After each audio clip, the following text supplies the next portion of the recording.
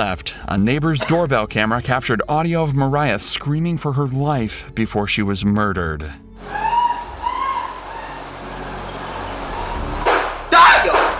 Dio! Oh! Austin, please!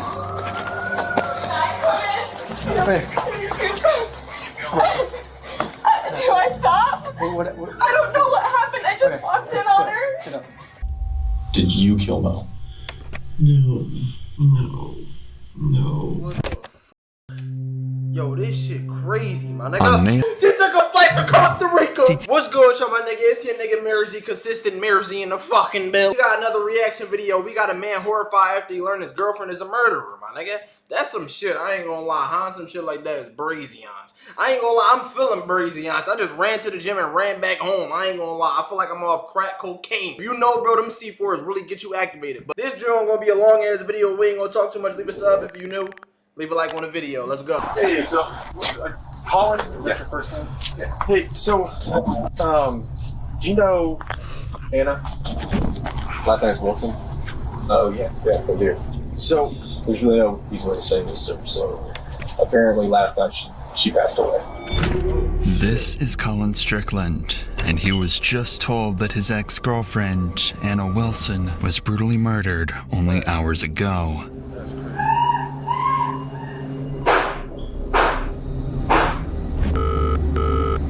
Austin 911, what's your emergency? My friend is staying with me, and I just walked in, and she's laying on the bathroom floor, and there's blood everywhere. Austin, please!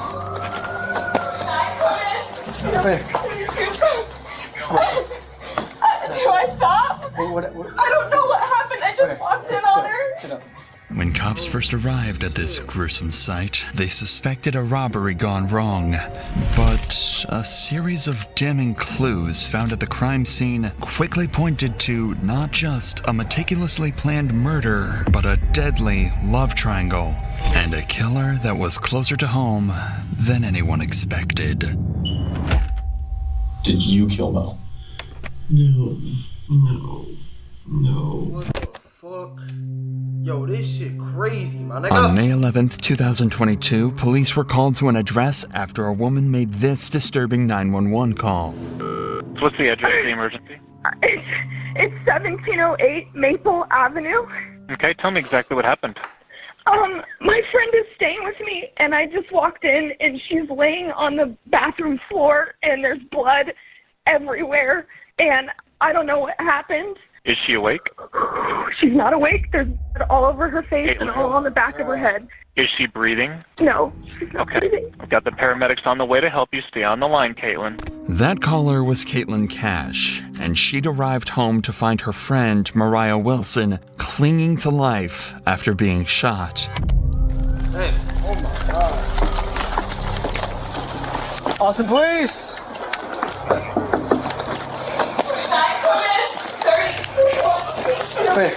What you doing? CPR? Do I stop? What? I don't know what happened. I just walked in on her. Sit up. Okay.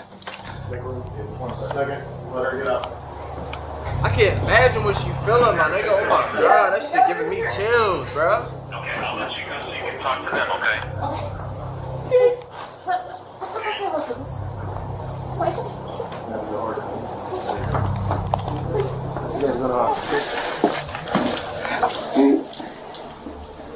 Yeah, I had so. Oh my god. Have we had any shots? You know how long she's been down? No. Ah. And that's it. That's pretty close to it. Yeah. Oh, you got suicide in there. After assessing the situation, officers noticed cerebrospinal fluid, or CSF for short, oozing onto the floor. This fluid surrounds the brain, meaning the bullets had actually pierced her skull and killed her instantly. This meant there was no saving her, no matter what anyone did. But officers could still bring her killer to justice, which is why they need answers right now. Answers that only Cash can give, as she is the only witness that officers currently have. Do you know if she's talking to anyone or any friends? I know you say you don't live here. Yeah, I knew she was with her friend Colin. Colin, Yeah, Colin's last name. Colin Strickland. Colin Strickland? Strickland, yeah. Yeah, they went swimming. Okay.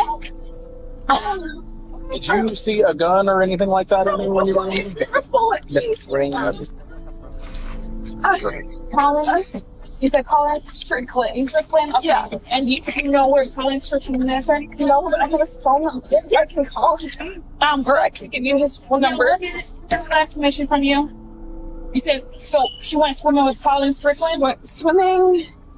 I left to go have dinner with my friends, and then I came back. Yeah, this is my house. That's your house. This is my house. She's staying with me.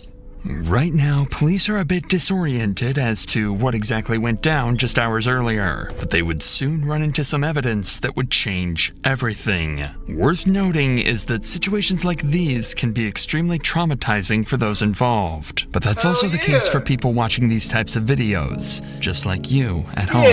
If you've ever felt you need help with mental health, you should know there are always people you can reach out to. That's why I'd like to thank BetterHelp, the sponsor of today's video. I've partnered with 5:30. Are you guys friends? You and him are friends, or like acquaintances? Well, no. What car he drives is a cyclist. A cyclist. Yeah. Does he live in this area? He lives in South Austin. Does she have like a license or a wallet up there at all? You know? Yo, look at her eyes. Yo, she's devastated, San Francisco? Well, she's from Vermont, but she's living in San Francisco. So she came to visit you? Yeah. Okay. Yeah, I'm just here for a bike race this weekend. Okay.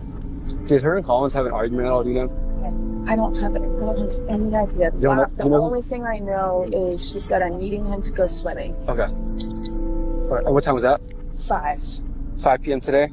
Yeah, I can see it in my text messages. When was the last time you saw her? Was that when you saw her? Or you had eyes on her? For dinner at 5:30. So you left for dinner at 5:30. What time did you come back?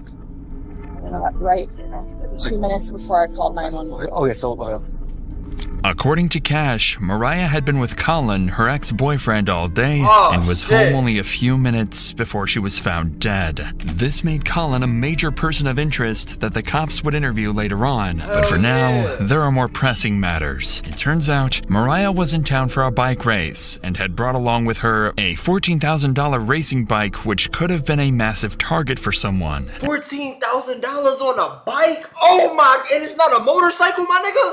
What wheels, bro? I better be flying, my nigga. And as the cops would soon find out, that bike was missing. It quickly became a possibility that someone could have been waiting for Mariah to be home alone and attempted to rob the bike, only for Mariah to resist and end up getting killed. This being their only lead, officers needed to trace down where this bike went, as it could take them straight to the murderer.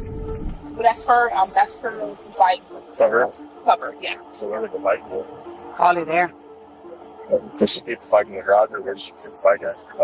So if you right through this first unit right here, this is her and these are her landlords. So this bike covering the big, yeah. So where would her bike be at? Where would she keep her bike? In the garage? It would be right inside the door. Yeah. Is her bike's inside the door? Is there a bike? Anywhere? You see a bike? She said she would put it right by the door. No bike. That's negative, Joe. With no trace of the bike in the house, officers decided to begin searching the woods nearby when they made a discovery that showed them they were on the wrong track completely, leaving them with absolutely zero leads. Hey, come here. Somebody might be in here. This might be the bike, okay? But hold on. Somebody might be in here. Okay.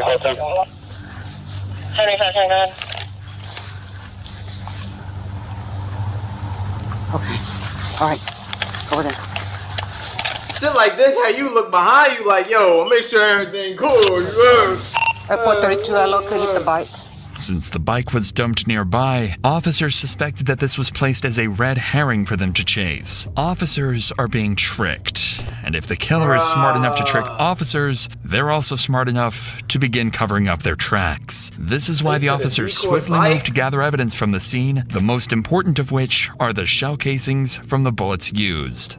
There's one right there. You said right there. Where? There's one right there. Okay.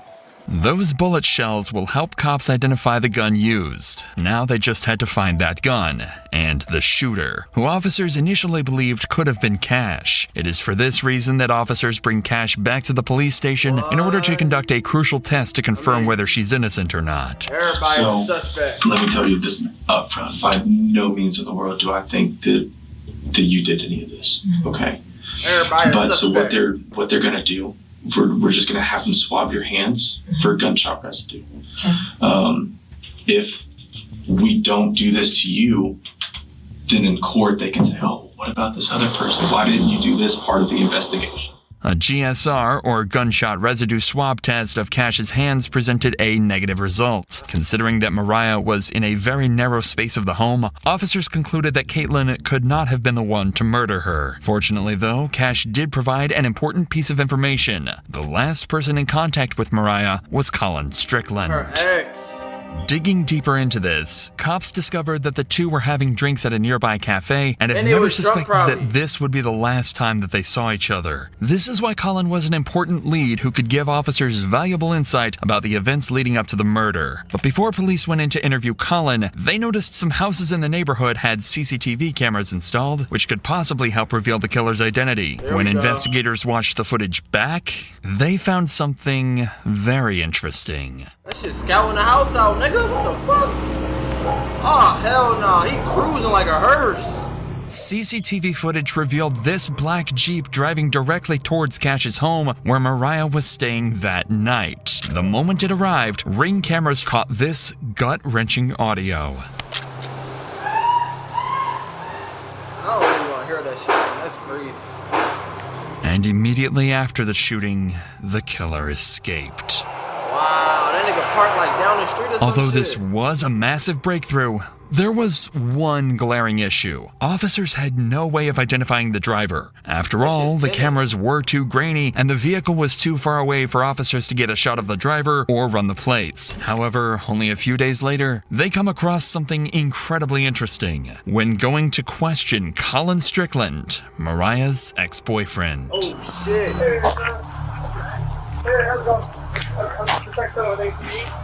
This is the same black Jeep that officers saw on cameras parked right outside Colin's home. Oh, he did that shit.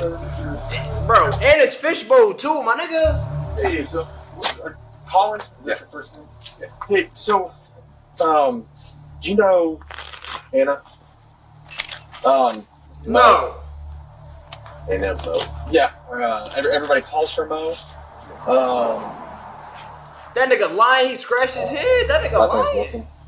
Rider, she's a gravel rider. Okay, so That nigga lying. He said, oh yes. He's going to say this, so apparently last night she passed away.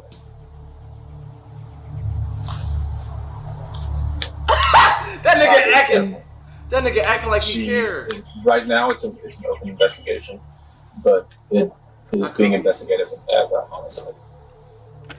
Right now, the cops Yo, do y'all think he did it? I'm gonna stop pausing it. Do y'all think this nigga did it? I ain't gonna lie. I think he did. No, it. he was the Come on. last person to see her alive. The They've proof in the discovered a pudding. vehicle in his driveway that matches the one captured on security cameras, and it even has a bicycle rack attached to the rear end. Colin Strickland has just become their #1 suspect, but he doesn't realize this yet, as officers continue to question him. Okay.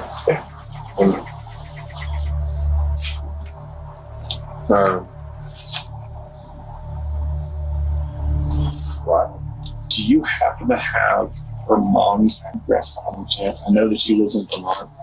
I have an address for her brother, but we're just trying to send someone to her mom's address instead of us actually calling her over the phone. I didn't know. I don't have an address for her mother. He lying.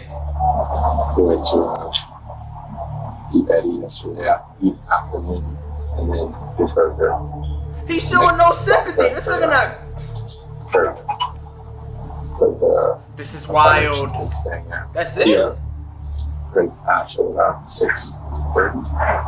Yeah. The cop intentionally avoided telling Colin how Mariah died, as they do with any suspect in a murder case, but they notice his body language is concerning, as he is barely able to look them in the eyes. This could either be because of pure shock, as the two had spent the previous day together, or in the worst case scenario, he's afraid to look them in the eyes because he had something to do with the murder. So to uncover these secrets, police started looking into Colin's life and his history with definitely Mariah. had something to do with This it is if when he they didn't kill discover her. Caitlin Armstrong, Colin's girlfriend who separated from him in October 2021, but then she got back nice. together a month later in November. However, during their breakup period, he had a month-long romantic affair with Mariah and remained in contact with her even after he resumed his relationship with Caitlin. Immediately, officers begin suspecting that Caitlin could be one of the major suspects in this investigation. These suspicions were further confirmed when they ran the plates of the black Jeep and found that it didn't belong to Colin, but it was actually owned by Caitlin. Considering that Colin was good friends with Mariah and Caitlin hated this made her a suspect in this investigation. So to get to the bottom of this, officers bring in Colin 2 days after the murder in order to achieve two objectives with one interview. The first would be able to see whether Colin has a solid alibi that he can present to the officers. After all, whether he did it or not, Colin was the last person to see Mariah alive. And the second is to gather information that can be used against other suspects, like Caitlin. And you said that y'all left around like 6:30 to. I don't think that's accurate anymore because we must have left Uber at about 7:45 or even later, probably maybe more like 8. Yeah. Just as it was getting dark. Okay. Because we went straight to her place and it wasn't dark yet, but it was. I got you. It was cooling off and it was like awesome evening. I remember that. Okay. Well, what about whenever y'all were at the bar? Was there anybody that was like watching y'all, or I just was acting weird with Mo, or Mo didn't know she doesn't live here, so no, not at all. Yeah. Nobody. Anybody that did like try to hit on her at the bar or anything, or no? Okay.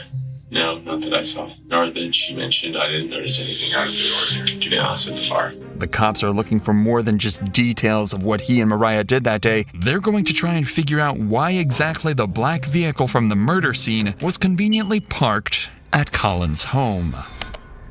Whenever I was over there earlier, I saw there was the other car, because you said that you drive a motorcycle and then you drove the Mercedes. Drove Mercedes. Up here. I guess the other one is hers. My girlfriend, Caitlin. Okay, so that belongs to her. Okay. Yeah. All right, so you got back around like 7:30. I don't know exactly when that was. I think I texted Caitlin as I was leaving, just saying, "Hey, are you still out getting food?" Yeah, more like 8:30 is when I dropped her off at her house. Okay. I think just before dark, because I texted Caitlin as I was after I left. Okay. And that was whenever you. It says 8:36. And I think she was in her yoga class. She showed up. I'm close. So you're getting back home. She's not home. What time was it that she got home? Short right after I texted her, probably 9:20 or so. That's 9:21. Okay. Like where had she been? Like that whole. She had actually a laser hair removal appointment, she said, at 7 p.m. downtown. He said she got home at 9:20, but it said she got murdered at 8:45, my nigga. Uh-huh. And then after that, I'm not exactly sure. She had texted me asking if I wanted to meet up, and I didn't reply. And then I didn't see her or hear from her until I was back at home. And did she say anything like whenever she got home of like where she been? No, but she was in her like a yoga outfit. This nigga scratching his leg and Although shit. Colin had heard from Caitlin the night of the murder, he couldn't give her a solid alibi and didn't even know exactly where she did her yoga classes. He also managed to avoid mentioning his romantic affair with Mariah, but he'll soon be left with no choice but to tell the cops everything. So how long had you and Caitlin been dating? About a year and a half, maybe 2 years actually. Okay. And then how long was it that y'all had broken up whenever you and Mo got together? Not very long, actually. While you were dating Mo, Caitlin was still living with you? She was moving out. Oh, okay. I mean, she had another house, she had a sister in town, and yeah, it was definitely very... I was about to say, that would probably be pretty It definitely was awkward. It was kind of almost like something I felt like I would like to force the situation, which is stupid. But So, why was it that you had to change the name from Mo in your phone? Just because because in the past Caitlin has looked at my phone, and I just didn't want to surface. Basically, that would always start fights. Exactly. Basically, nobody else can have you. Yeah. You know. So it gets kind of jealous. Yeah, Understandable. I mean, it wasn't exactly unique to Mo or anything. Yeah, I got you. After listening to Colin, officers achieved what they set out to do. First, they cleared Colin, who had texts and times to back up his alibi. Secondly, they managed to gather information about Caitlin, whose entire story is shady. That means that out of the 3 suspects that officers have, Colin, Cash, and Caitlin, only Caitlin's movements are entirely unaccounted for. This is why cops were now more suspicious of her than ever, but had no irrefutable evidence to arrest Caitlin. At least, not until the cops searched the police database and hit the jackpot. Caitlin Armstrong had a warrant on her head for a minor infraction. It was all they needed to bring her in and then use it as an excuse to question her about Mariah. Alright, so I'm Detective Connor, and so my partner is actually talking to Colin right now. So I wanted to come in here and start chatting with you and everything so you don't have to wait super long. So it sounds like you may have some information, may have witnessed something, so I just wanted to chat with you about some stuff. But you're here for a warrant right now, I guess. Are you familiar with what you have going on with that? No idea. Okay, so I guess it was like a theft of service warrant, something kind of minor. Nothing. Okay. So that's why you're here. You've got a theft of service warrant. That's why you got picked up today and everything. So I was just letting you know on that part. Observe how the detective maintains an almost nonchalant demeanor, despite the gravity of the situation. This is deliberately done to create a sense of security for Caitlin, ensuring she remains unaware that she is under any suspicion by the police. Despite this, Caitlin appears noticeably tense and uneasy. Can you tell me what it was that was the theft of service? I can look. I'm not sure what it is at this point, but I can look that up later and get you a little bit more information on that for sure. But because you are here and because you were under arrest for that portion of it, we always have to read Miranda and stuff because I want to talk to you about some other stuff that's unrelated to that. The officer has ignored Caitlin's questions about her warrant because she is more focused on digging up information about Mariah's murder, a tactic that becomes dangerous as Caitlin begins to raise concerns about her legal counsel. If I have an existing warrant and you don't know what it's about, do I need an attorney here? So the warrant is just a Class B, just theft of service type thing. The reason I'm here is because your name came up during a conversation with Colin.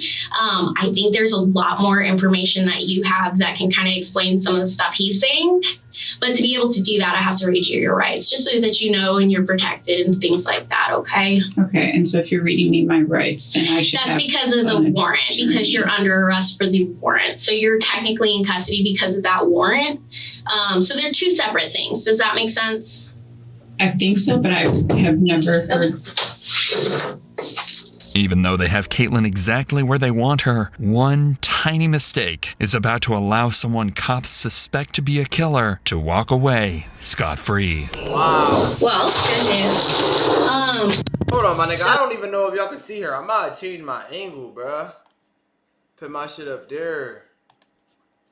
Alright, we green. That's what they were just knocking on the door. Is apparently that warrant, the date of birth was wrong. So it had your name, but the date of birth is wrong. So it's to a different person. So that's not, you're not under arrest, okay? Okay. What the hell? I know, it's a little crazy. What? Although the cop tries to make a joke of the situation, Caitlin now knows that she can leave whenever she wishes. Right. After all, cops have no legal ground to hold her any longer. This is why it's down to this cop to try and convince her that talking is the right thing to do. Wow. But I would really like to talk to you and clear some stuff up because Colin did bring your name up. I would have been I out. think there's a lot more information that you have that can kind of clear some stuff up. Does that make sense? It makes sense. I feel like I should have an attorney present. So that's totally your choice.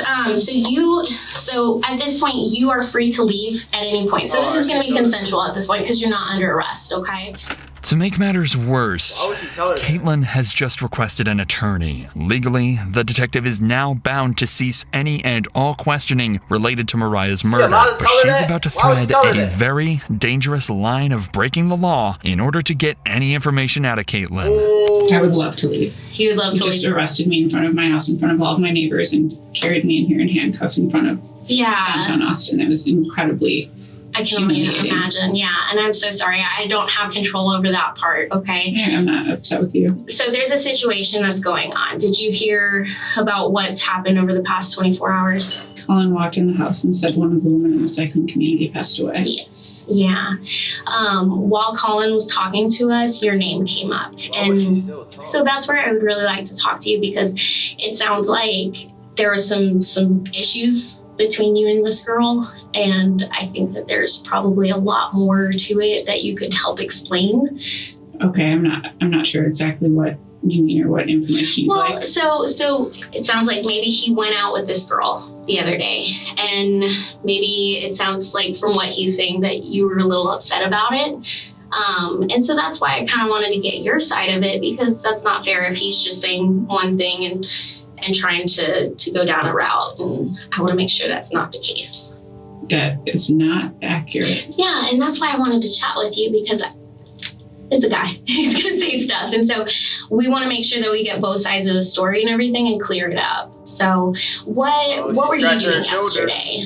I would like to leave, I think. You'd like to leave? Yeah, now you want to leave! I understand if you do, then we only have one side of the story to go on. Mm-hmm. And from what we're hearing from Colin, you know, it's one side and well, I just am uncertain as to even what you mean or what he could have said because I didn't have any idea that he saw or went out with this girl. Okay, yeah. Recently. Has he been like talking to her on the side? Leave. I don't actually know, and I would like to leave. Okay.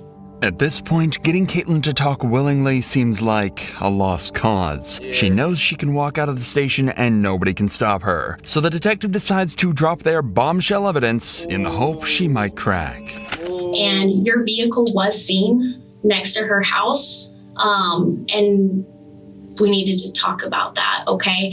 Because when he's saying this stuff and then your vehicle is seen, like, I want to be able to explain. This bitch is retarded. There's no way that she's still there right now, my nigga. I'm not saying yo leave because I'm on her side. Like, there's just no way you're that fucking retarded if you know you a part of this shit. Okay, she's there's retarded. A logical explanation for this.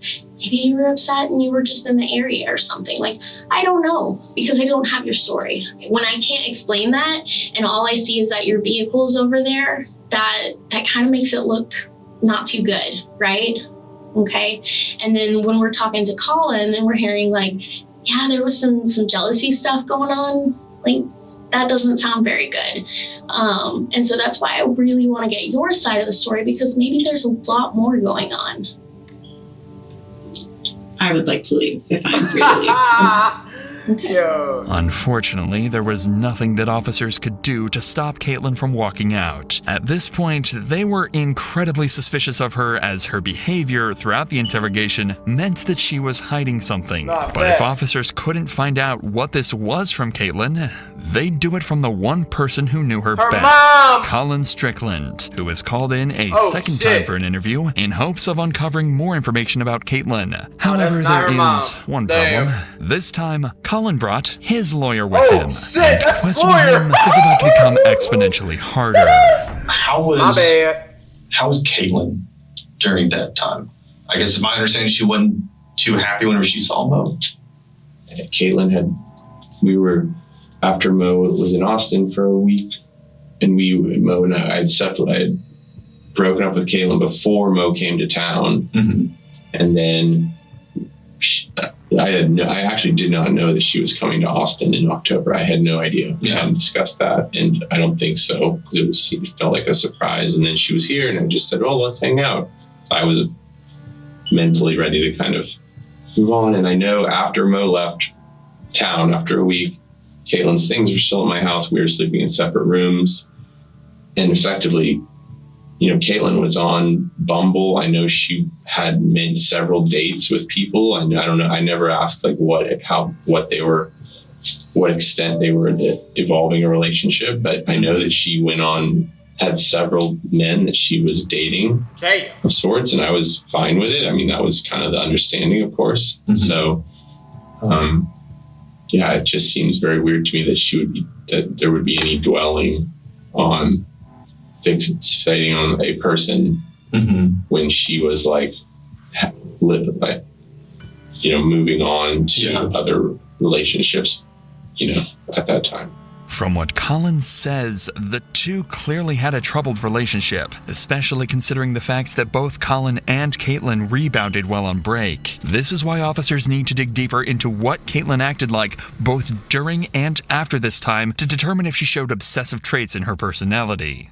It's just kind of going back to, me just trying to figure out, Yo, that detective got the craziest baldy, bro. He gotta cut that shit off. Oh my God. just kind of how she is, her personality and stuff. I mean, if you were to ask me about, hey, how was your wife? Well, yeah, I'm going to tell you, yeah, she's always happy. But does she get mad? Yes, everybody gets mad. That's natural. I'm not going to blow that out of proportion.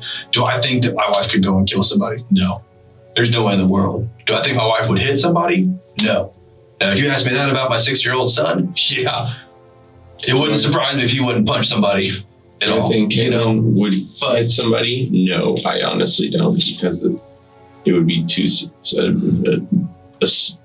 I don't know. Do I think Caitlin could kill somebody? No, I don't. If Caitlin had been planning to murder Mariah, Colin was about to make it clear he suspected nothing all along. I said, I think y'all need to stop talking to each other. You need to separate yourselves from each other while the fact finding is going on. I just don't think it would be helpful. Of course. And so I don't think there's been very much. There's definitely not been any being together since she left. And I left Friday midday, eventually to get a new SIM card for my phone, which I assumed was okay. Yeah. Had the same number. You're allowed to have a phone. Yes, right. yes. And then saw Claire. Since then, I haven't spoken with Caitlin or seen her. And so the two detectives came by my house yesterday. Asking if she was there, if I had seen where she was. And my father had contacted her yesterday morning. He had gotten in touch with her. I gave him the number that Caitlin had given our mutual attorney.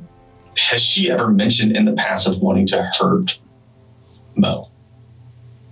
No, she's never mentioned wanting to physically hurt. Okay. Do you think that she is capable? If I thought she was physically capable of hurting another human, I would have extricated myself immediately from that situation. Not only not so much for my own personal safety, but my concern for another human. So what's that answer? The answer is no. Okay. I don't believe in any way she's capable of that. Okay.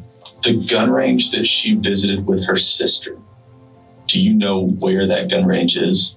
I think it was on South I-35. I told them to go to the Reds, which is now something else, which is the one I drove past on my way to school for 12 years at the Waldorf school. Damn. But they went to another one because a mutual friend had been there. You bought the guns, right? I bought the guns, yes. When was that? I think early December. Okay. There's a receipt with them. I'm sure you could look at the receipt. In an ironic twist, Colin had bought Caitlin a gun for self-defense, but after police conducted a firearm examination, it just so happened that the bullets it used were the same caliber that were found near Mariah's body. So far, the cops had evidence of Caitlin's car at the scene, they knew about her obsessive behavior, and they knew she owned the same model of gun that was used to kill Mariah. She killed her. It's over, my nigga. But while they searched for her whereabouts, the investigation continued to uncover crucial and damning evidence that not only heavily suggested Caitlin was responsible for Mariah's death, but also cleared Colin of any wrongdoing. The cops gathered all cell phone data and compared it to the surveillance footage, allowing them to map the movements of Mariah, Colin, and Caitlin on the night of May 11th, 2022. Colin and Mariah were at Pool Burger after their swim and were there around 7 p.m. When they left, they headed to Maple Avenue, but didn't realize that Caitlin was stalking them and was driving in the same direction. Caitlin thought that turning off her cell phone would cover her tracks, but the surveillance footage caught her, and what it shows is a black Jeep eerily similar to Caitlin's closing in on the house where Mariah was killed. As Colin dropped Mariah off at the Maple Avenue address, both were completely unaware that Caitlin was secretly stalking them only yards away. The same black Jeep had driven down the back alley of Maple Avenue and was slowly heading toward Mariah's address. She was on a Moments dummy after mission. Colin left, a neighbor's doorbell camera captured audio of Mariah screaming for her life before she was murdered.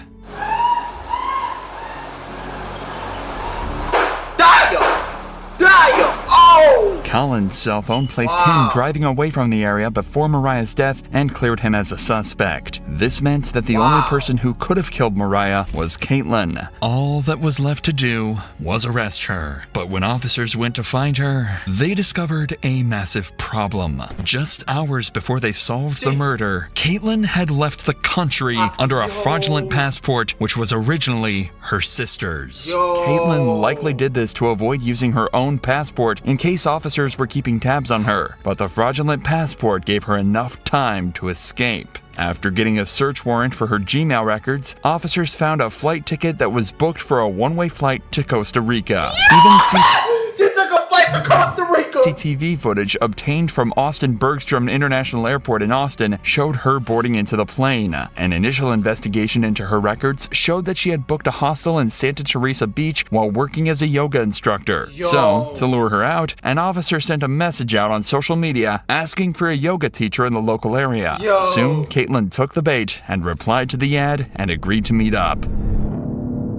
But in the month that she'd been on the run, she'd taken some extreme measures in order to conceal her identity. Caitlin had undergone several surgical operations to alter her appearance, but there was no fooling the arresting officer, who recognized Caitlin from her eyes. She was arrested and flown back to the United States, where she was charged with attempted murder. However, that wasn't the end of it, because in October 2023, Caitlin tried to escape again by taking advantage of a doctor's appointment outside of jail. She can be seen here fleeing from the cops after she jumped from a bathroom window. This time, she was caught almost instantly. If the several attempts to escape justice and falsifying of documents weren't enough to convince a jury Caitlin was guilty, then the surveillance footage and the testimony of Colin Strickland, and most importantly, the ballistic analysis that matched the gun to the shell casings found at the scene of the crime certainly were enough to convince them. Consequently,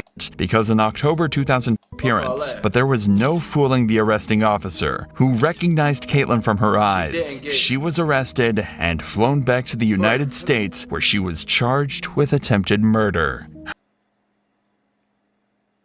Bro, I'm ending the video on that. She got charged with attempted murder and she shot this bitch 3 times 1 in the chromosome, ski broski. Bro, I'm done. That just cooked me so bad.